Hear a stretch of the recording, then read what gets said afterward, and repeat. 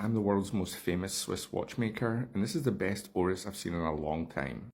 I was actually looking for watches to talk about from whatever bullshit recent watch show was on, and I couldn't find anything. I ended up going all the way back to 2023 when this watch came out. Do you ever get that when you're like just trying to look for something and you end up being years back? And anyway, I found this Oris that I really like the look of. I haven't done any Oris on the channel before, which is probably a good sign because it means they don't do that many shitters. So what I like about the watch, I think it's called, I don't know if I can remember the name of it, the Artelier S or something. I'll put it up on the screen anyway. Anyway, what I like about it is 38 millimeters, which I think is honestly the perfect size for a dress watch. You can have smaller, I think, but I don't think you can really go bigger than 38. And you probably want smaller than 38 on modern dress watches just because they tend to be a bit chunkier. So, but I like that this is 38. I've just realised how long this video is going to be if it's a minute in and I've only covered one thing. Anyway, what else do I like? I like the dial. Is that Bauhaus? I think it's Bauhaus. It's obviously very simple. I think it's executed very well. I love the hands on it. You don't see many watches like this, or you probably do, but just not done with this kind of unique Oris style to it. It's amazing you get the difference in quality between a watch like this and then MVMT or whoever else does watches like that. And yeah, this just looks like a far better watch because it is. I think I'd describe this watch as striking by its simplicity. Like, I love that domed crystal on it. I think this would be a really, striking watch in person. I think it would look really great on someone's wrist. Look at this on a lady's wrist. I think it looks fucking amazing. This could make one of my MILF watches list videos. And look how great it looks on this guy's wrist. I think honestly think it's a really, really good looking watch. And I know it's very simple, but I kind of tend to like simple watches unless it's like a totally bejeweled 36 millimeter, no larger than 36 millimeter Rolex Day-Date or some Victorian gay gentleman's Cartier. Those are the only two watches I accept with any kind of jewels on them. And it's just an Sellita SW200 movement, I think, in it, which is just an ETA clone anyway. But it's a real workhorse movement, guys, if you know, you know. But the watch is only $2,350, and there's a green dial, which I like as well, but I think I'd go with the black. But I think that's kind of good value. I think there's value in this watch if you were to buy it. And the other good thing about Oris is they actually service their movements. If you send your watch in to be serviced by them, they actually service it. They don't just swap it out like Tissot and Hamilton and Longines and Tudor and a million other brands do. So you actually get your real watch back, which I appreciate and like. And I actually really like Oris as a brand.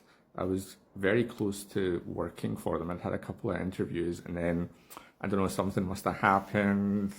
People found out about stuff and suddenly I was like blacklisted across the industry and they didn't call me back anymore.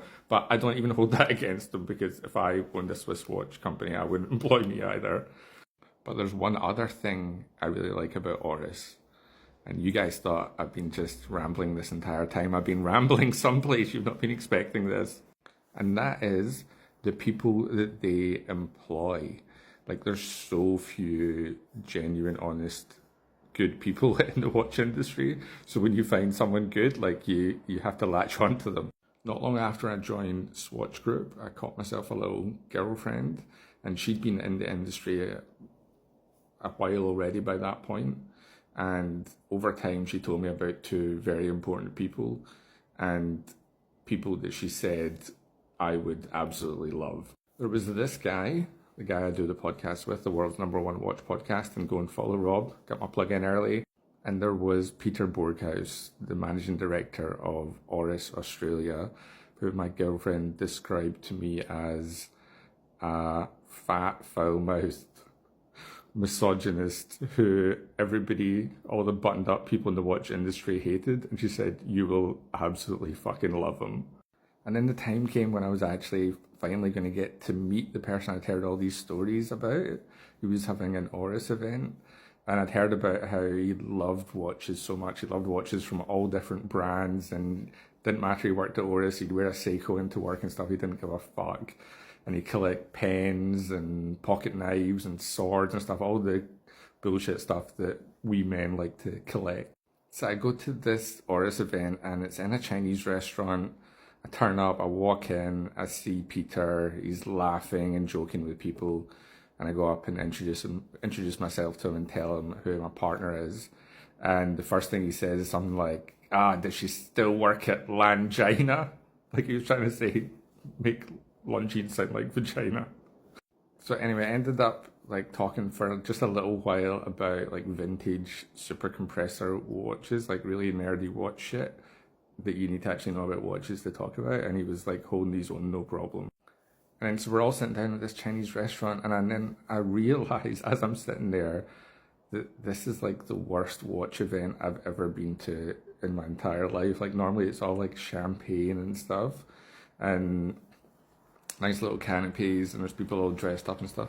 And this was quite obviously just whatever Peter's local Chinese restaurant was that he probably goes to like 4 times a week, but he loves. And this is where he was having this watch event. And there was all these like fancy watch collectors there, people that have all the fancy shit. And they were like, what is this? What is going on? Like they'd been kidnapped or something. It was fucking hilarious.